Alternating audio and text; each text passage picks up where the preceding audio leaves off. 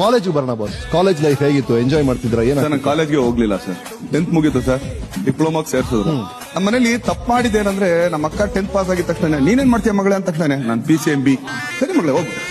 ಅವ್ನ್ ಪಾಸ್ ಮಾಡ್ದ, ನೀನೇ ನಾನು PCME ಅಂದ. ನೀನ್ ಹೋಗು. ನಾನ್ 10th ಪಾಸ್ ಆಗಿ ನಾನು ಕೇಳ್ತಾರೆ ಅಂತ ಕಾಯ್ತಾ ಇದ್ದೆ. ನೀನ್ ಡಿಪ್ಲೊಮಾಗ್ ಹೋಗ ಅಂತ.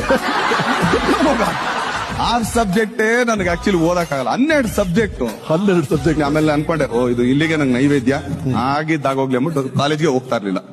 ಯಾಕಂದ್ರೆ ಅಲ್ಲಿಗೆ ನಾನು ಮತ್ತೆ ಶ್ರೀಕಾಂತ್ ಅನ್ಬಿಟ್ಟು ನಮ್ಮ ನೊಳ್ಳಿ ಕೃಷ್ಣ ಅವ್ರ ಮಗ, ಅವನು 10th ಪಾಸ್ ಆಗಿದ್ದ. ಸರಿ, ಅವನು ಎಲೆಕ್ಟ್ರಾನಿಕ್ಸ್, ನನ್ನ ಮೆಕ್ಯಾನಿಕಲ್. ಅವನು ಟೆನ್ಷನ್ ಕಾಲೇಜಿಂದ ಅವಾಗ 80 ನಂಬರ್ ಬಸ್ ಇತ್ತಾಗ, ಅಲ್ಲಿಂದ ಬರೋದು. ಅವ್ನು ಅಲ್ಲಿಂದ ಸೀಟ್ ಇಟ್ಕೊಂಡ್ ಬರೋನು, ಯಾಕಂದ್ರೆ ಅವ್ರ ಮನೆ ಅಲ್ಲೇ ಇದ್ದಿದ್ದು. ಅಲ್ಲಿಂದ ಸೀಟ್ ಇಟ್ಕೊಂಡ್ ಬರೋನು. ನಮ್ದು ಬೇಕರಿ ಸ್ಟಾಪ್ ಅಂತಿತ್ತು, ಅಲ್ಲಿಂದ ಹತ್ಕೊಳ್ವೆ. ಇಬ್ರು ಹೋಗೋದು. ಅಂತ ನಿನ್ಗೇನಾದ್ರು ಗೊತ್ತೇನೋ? ಏನು ಗೊತ್ತಿಲ್ಲ, ಬಾದರ್ಶನ್ ಹೋಗೋಣ. ಇಬ್ರು ಬರೋದು ಸುಮ್ನೆ. Like that it was.